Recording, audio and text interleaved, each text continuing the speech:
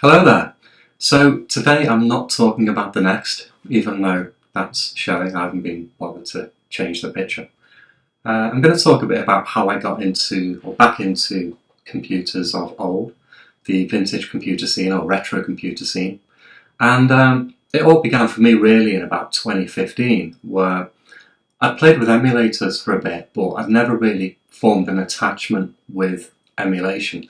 And even when I'm playing the games I used to play back in the 80s, it just didn't feel like it was a proper experience, and I didn't get any enjoyment out of it. You'd fire up a game, 10 seconds later you just close it again. So I decided in 2015 just to start buying the computers I used to own. And I think it was 1982 when parents bought us a ZX81 for me and my brother. And it was the first computer we ever owned. Didn't really know what a computer was back then. Obviously, oftentimes people didn't. In the UK especially, we didn't kind of get the Ataris, I guess, weren't prolific, even though they came out in the late 70s. So the ZX81 was the first kind of mass-produced home computer. And as I say, we got one in about 82. So I went on eBay, bought a ZX81, got it home, plugged it in, and of course that opens up the whole world of video signal, RF, and what to do about getting a poor picture. So I'd had a Facebook account for a while, but I'd never actually used it, and I found the Facebook groups for ZX81 and Sinclair in general, and basically found out and made my way from there in understanding there are add-ons you can get or replacement boards you can get to replace the RF modulator and perform a composite mod. And so that's what I did. So this is what I bought back in 2015, and I ripped out the RF modulator with pliers and other unpleasant things. Wasn't really thinking ahead at that time. I hadn't really kind of defined my rules of engagement, how I would deal with vintage computers. And it wasn't long after composite modding this that I suddenly thought that I've taken a massive shit on this computer by doing that. I've ripped out what it was and I've replaced it with something modern. And yeah, I felt quite badly doing that. So I had to buy another one. And in amongst my travels around the Facebook groups, etc., I'd learned about all of these cool devices that people have created. I love people who create stuff. They have the skills and the talent and the time to create things that really make our experiences a lot more, I guess, simplified in terms of how you connect storage to load software, or how you present something like this to a modern display. Because unless you have a really old CRT, you're not going to get a good picture. Unless you modify it internally, rip things out, and then it's not kind of the way I'd like it to be anymore. So this ZX81 was the one that I vowed never to modify, and learning through my travels about two particular devices, which I'm going to show you here. This is upside down. Look at that, Sinclair in here. Okay.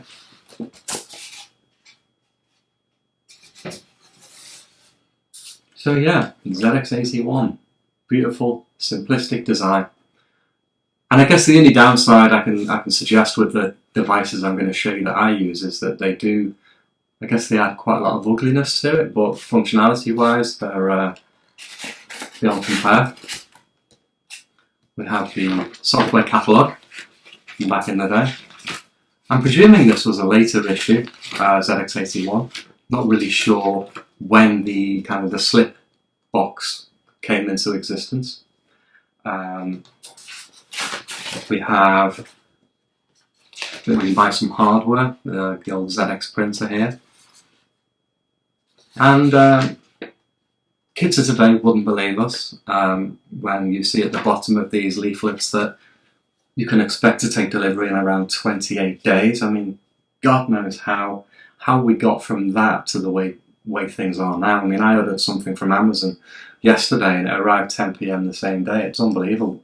So I don't know what they were actually doing, for all this time, for basically a month from when you ordered something to when it actually arrived. Could never live in that world now. So there's some good things about back in the day, and quite a lot of things that I'm kind of glad they're not that way anymore. So that's the original guarantee card from the original owner. Bit of latency on this screen here because I'm actually capturing this bit wirelessly because my long cable hasn't arrived yet. So I'm going to plug this ZX81 in.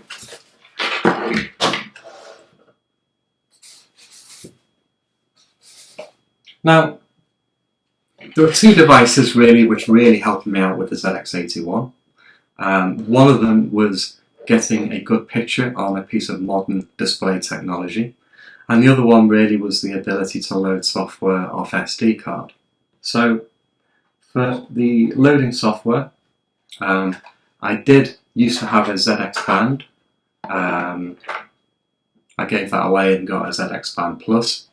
Trying to remember what this has now, because it was SD card access, which was the main reason I bought it. I believe it also has memory in here as well. I think it's 32K. And one of the devices has AY sound. I can't remember, it may be the ZXpand Plus as well, which gives it sound. And obviously this thing here is a joystick connector. And your mileage will vary with games that will support the joystick out of the box. Because unless they use specific keys, probably the cursors, then they won't work unless you buy a modified version, download a modified version of the game that someone has adapted for these controls, and then you can plug a joystick in. So that's really the SD card access, the simplicity of being able to load software. Of course, I still do it occasionally. It's on this side, isn't it, on the AT1. I do have a tape recorder, I have all the necessary bits and bobs. Don't have any ZX81 tapes yet though. I've ordered a couple just for that nostalgic experience. So that's the ZXpand. The other thing that I use is a Chroma. So this is the Chroma 81, and it is designed around many things. And then in the name Chroma, it does give the ZX81 colour. But the main reason that I've got this is because it will take a signal from the expansion bus and it will then present a SCART connection, RGB, which is very nice. Not sure what these switches do here. There's also a slot for ROM cartridge. I believe there's one of these two here is another joystick port. I think it's that one, and I think that is a serial port on there. And it also has a pass-through on here as well, so you can conveniently connect the ZXpand. But the upshot of this is that when you connect everything together, you've effectively almost doubled the footprint of the original computer. So it's not the prettiest thing in the world, but it certainly helps in terms of bringing this computer closer to modern tech.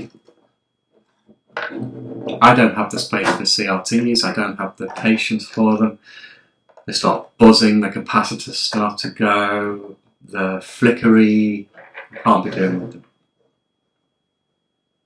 So yeah, finite space, this is a great couple of devices for being able to use the ZX81 in the modern world.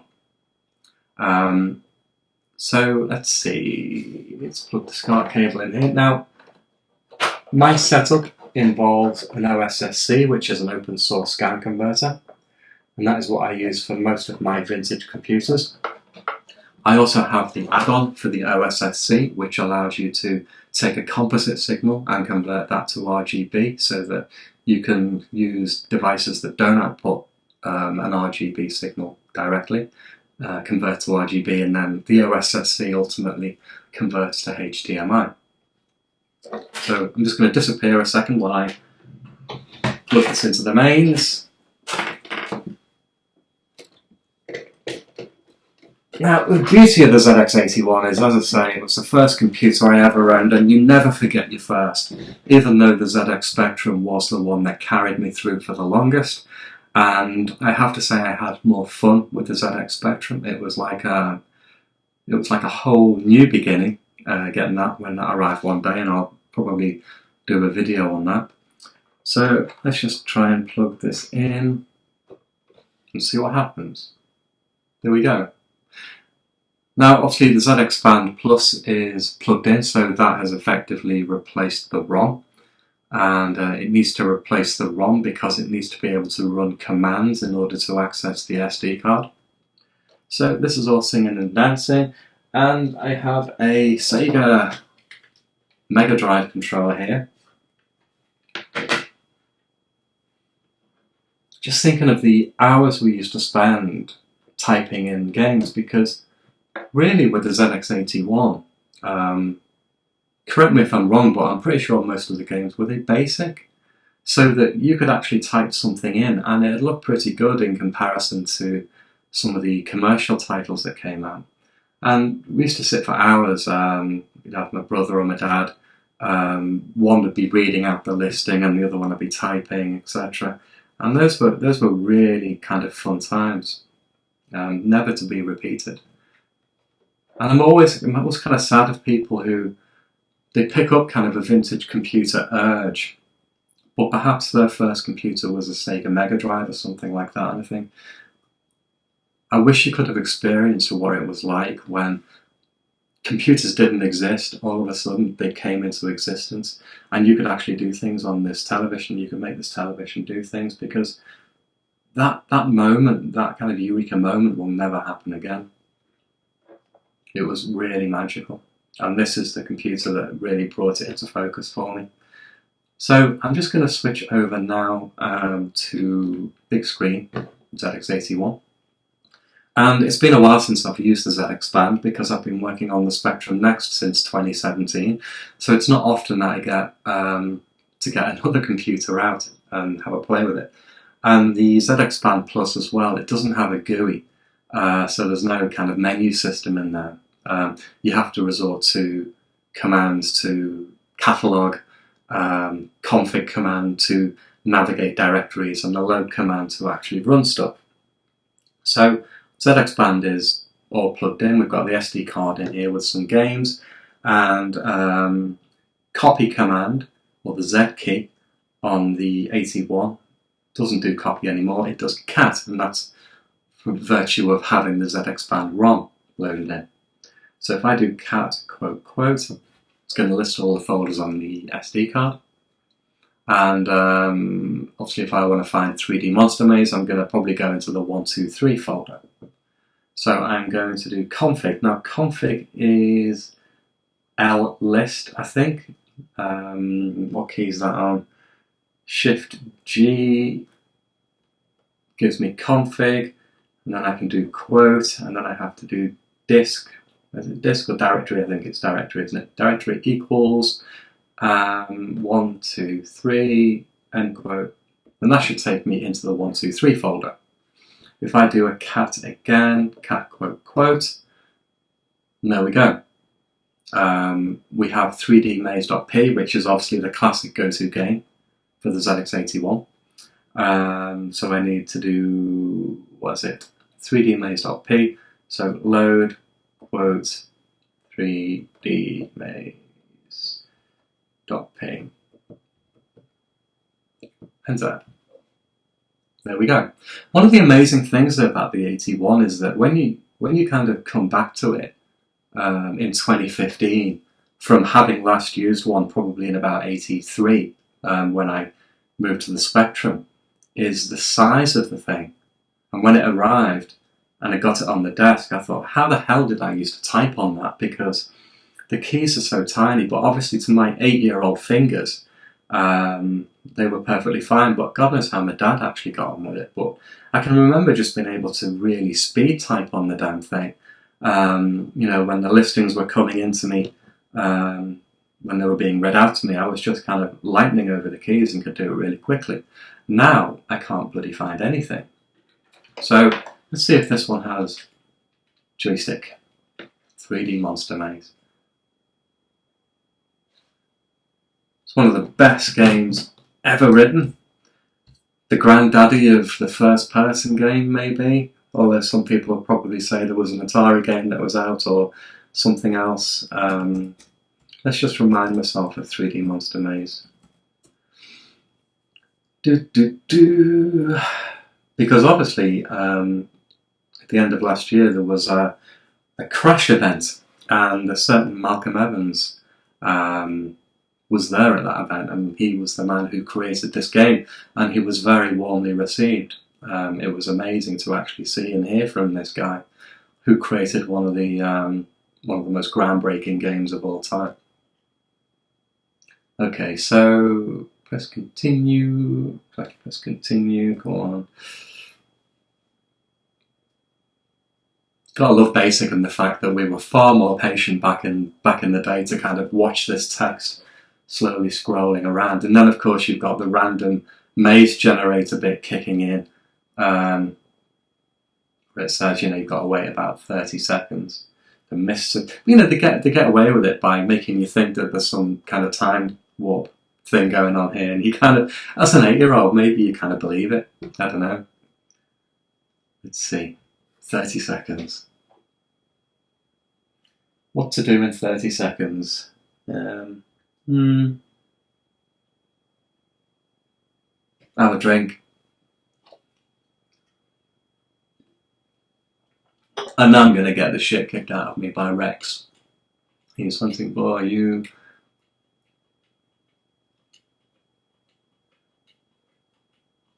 So I remember playing this quite some time ago, and I could never find the exit. Oh shit, and shit, you can't go backwards. You bloody... Yeah.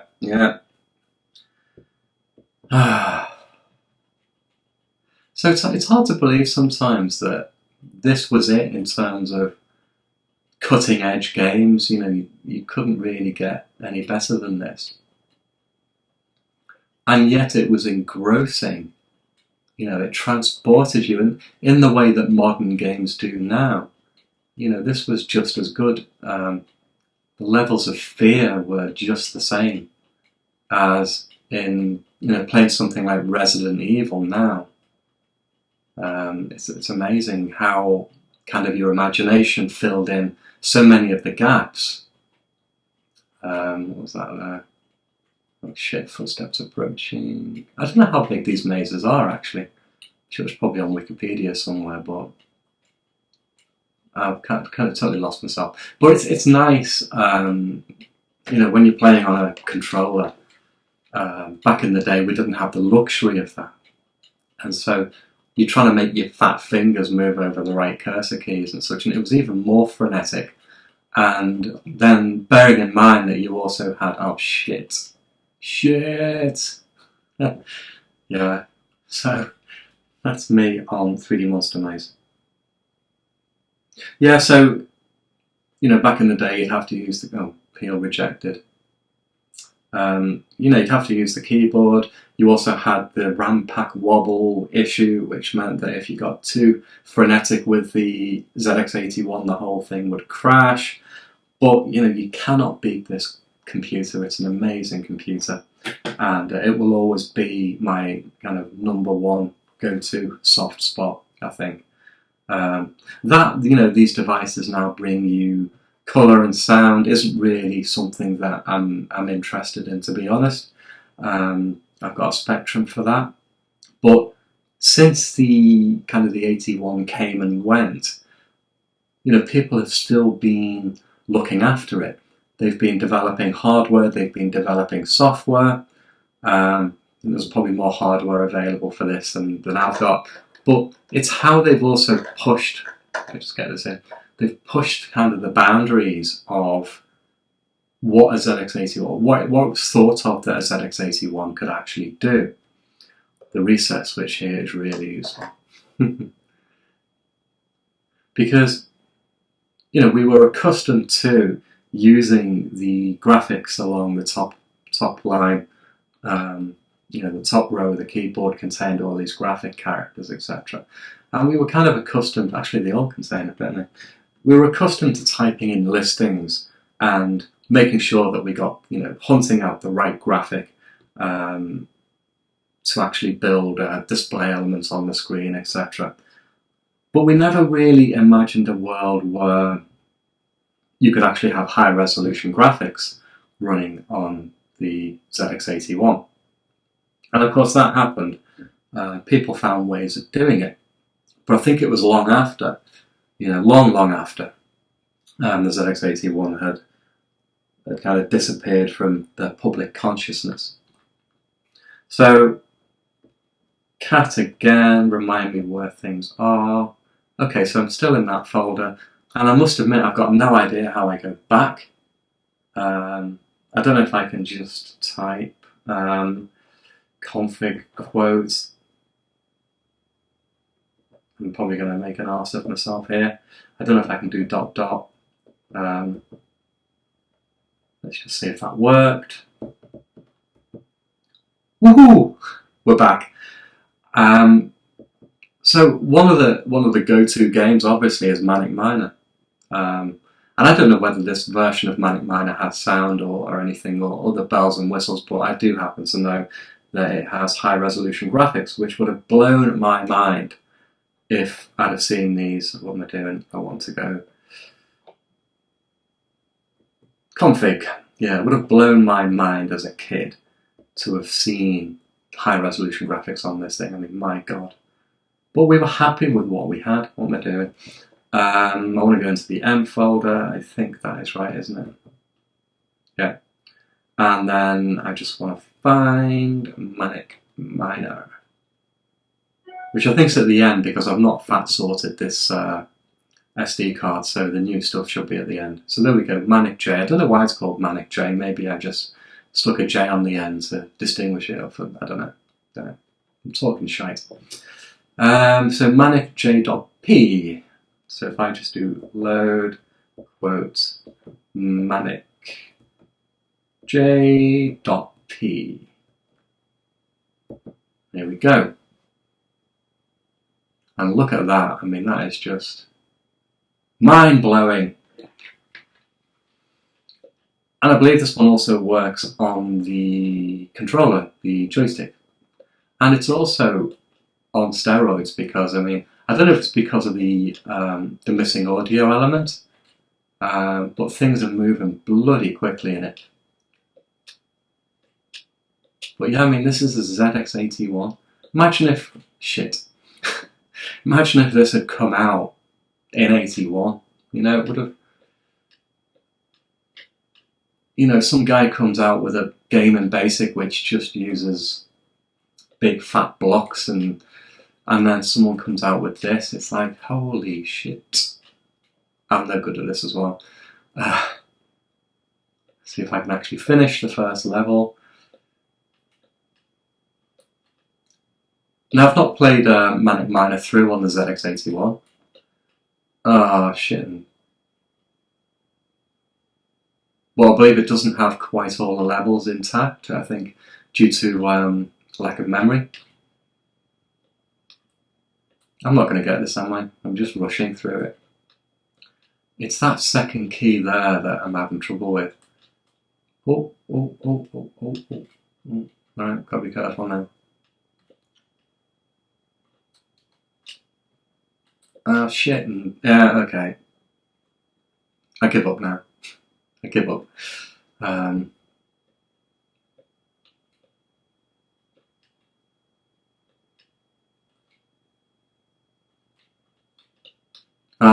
was nowhere near it. Come on, collision detection there. Yes, I don't know if I've got the wrong version of this because I can see that there's non-English language stuff in here. So, that probably shouldn't happen. Kind of jumped into a bit of screen. So it's amazing to see that. What people have done with the ZX81 since then. And of course, aside from 3D Monster Maze, let me just go back to d equals ...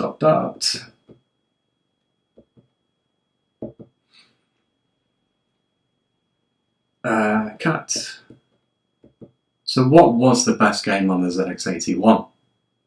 And actually, I should have stayed in the M folder because that's where I need to go. Cat quote M blah. So I'm going to see if I've got Mazogs on here, because that to me was the best game of all time. I'm not sure whether it's at the end of this. Oh yeah, so yeah, it's right above bloody Manic Miner. So this is I think the joystick patch version of Mazog. So it's Mazog ZXP, whatever ZXP stands for. ZXP. I've got a really short memory, so Mazog ZXP dot. Oh, was it that, or was it? Ah, bollocks. See? Short term. Bloody memory. Hold on, let's have it. Oh dear, I'm back. Hold on. I want to config, don't I? Config into it. I can't even remember where break is. Okay, so let's try this again. Config quote D equals M blah blah blah blah.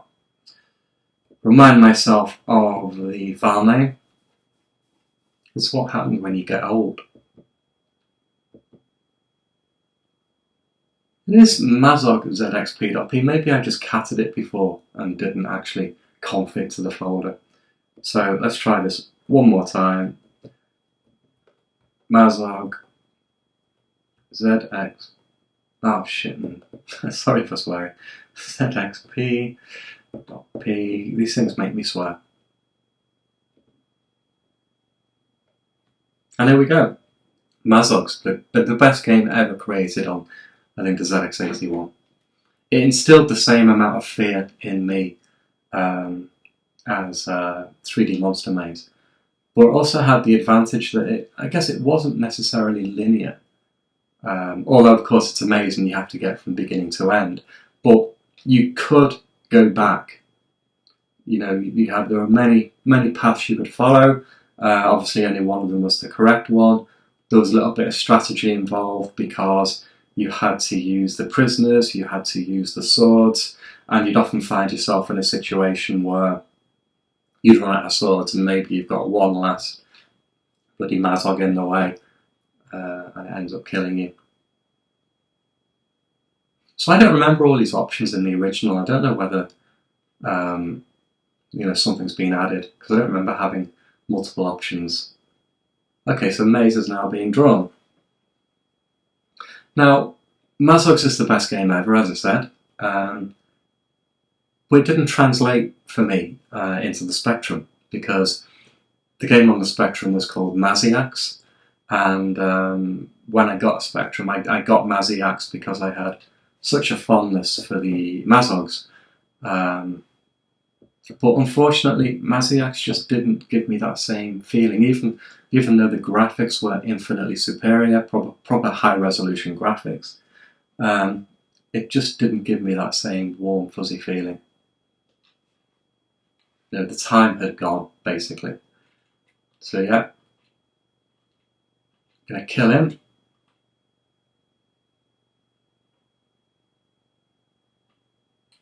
And now I need another sword. So he's going to tell me which way to go. And it's really nice again being able to use a joystick. Get that.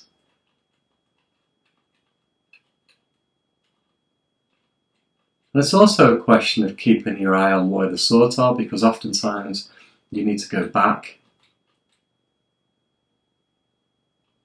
You know, trace your way back. But fortunately, it kind of tells you where you've been, which is nice.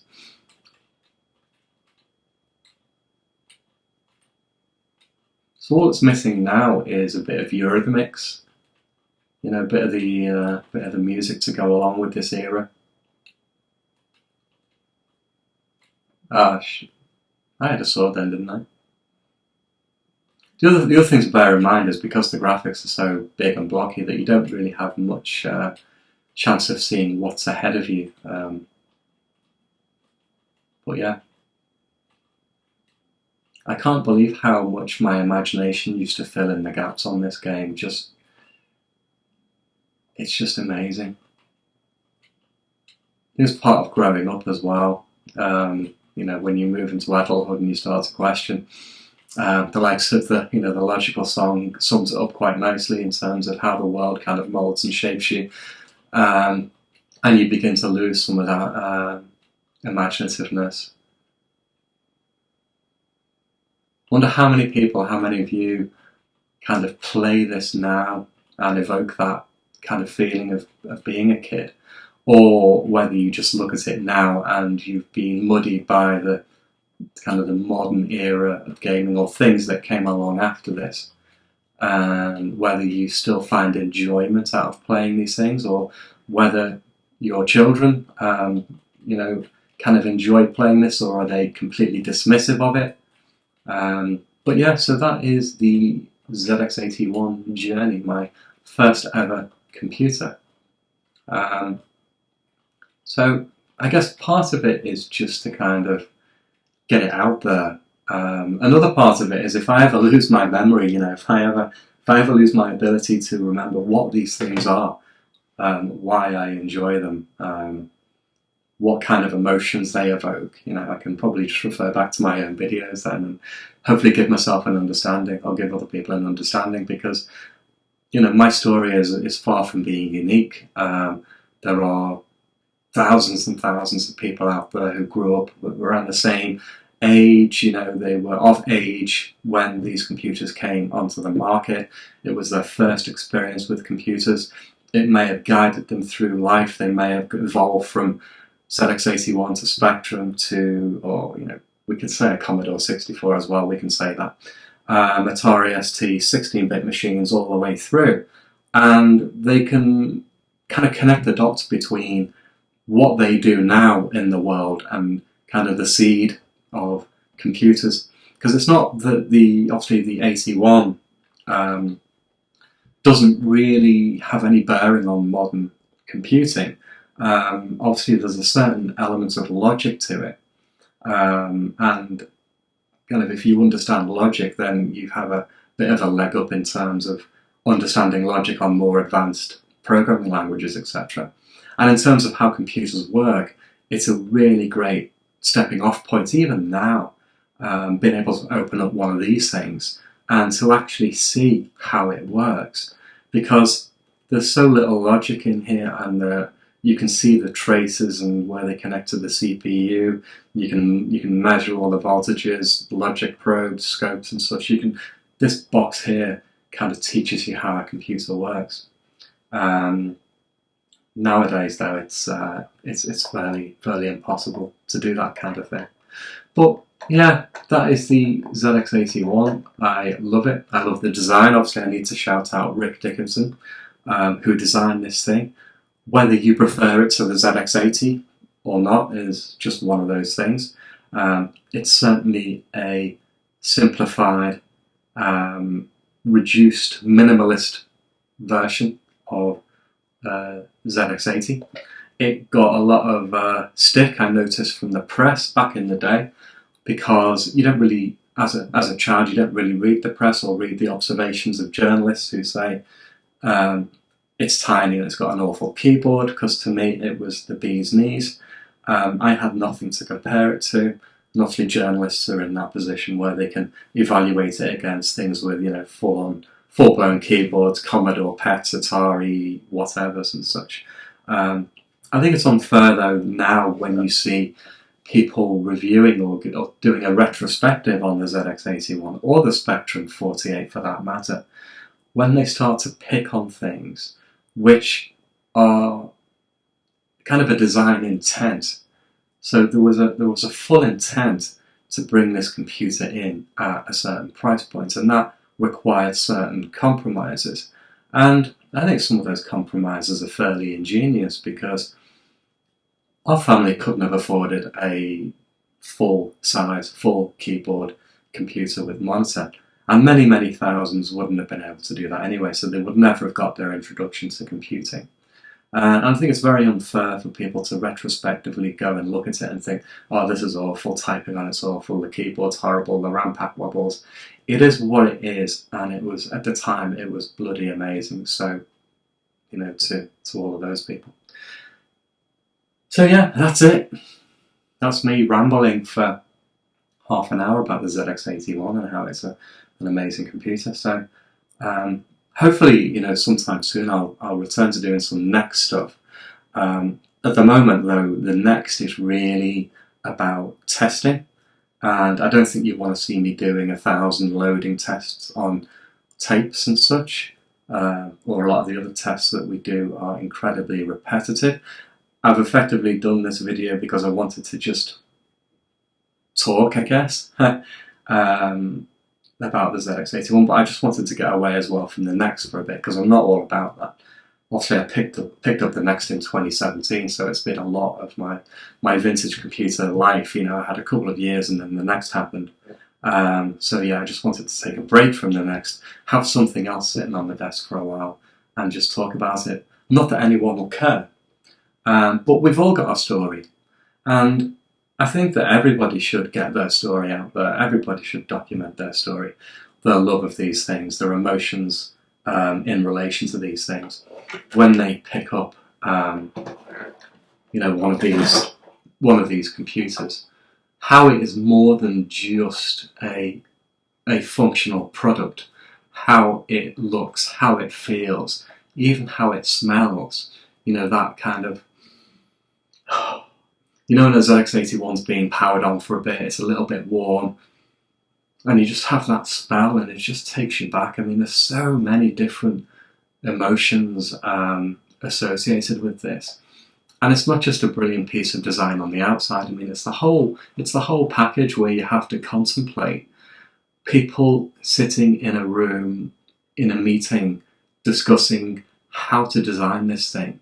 And the combination of all the minds who were in that room, from a hardware and a software and a design perspective, and the fact that with these computers you had to get it right. And yes, sometimes they didn't get it right, and there'd be wires and spiders in these computers that would maybe fix functionality that was slightly wrong. But with the Spectrum Next, we have the advantage of being able to reprogram our chip at will. So if there is a mistake made, we can just correct it. But to actually have to will something into existence and have a solid object which then gets shipped out to people, it's fascinating to me. Because of working on the Next, I've gotten into a lot of the manufacturing processes themselves, and the kind of the PCB creation, how you create cases, how you create keyboards. And we do have an advantage in that we are standing on the shoulders of amazing people who created this stuff in the first place, and we're just, as in Jurassic Park, we're just taking the next step. So yeah, I think with all my computers, better than artwork, I think, because with artwork you can stand and you can appreciate it. You know, you can observe it and you can marvel at the artistry, etc. But when you have something like this, it's not just a piece of art, but it's a functional thing as well. The art continues beyond the physical aspects of the device to when you get into the functionality aspects and you're actually using it. But anyway, I'll stop talking now. I'm quite passionate about these things. So yeah, hopefully I'll get back onto the Next stuff soon as there is something to share. I have got a few videos in mind, but probably next weekend now. So thanks for watching. Thanks for, if you've made it this far, putting up with me, and I'll see you soon.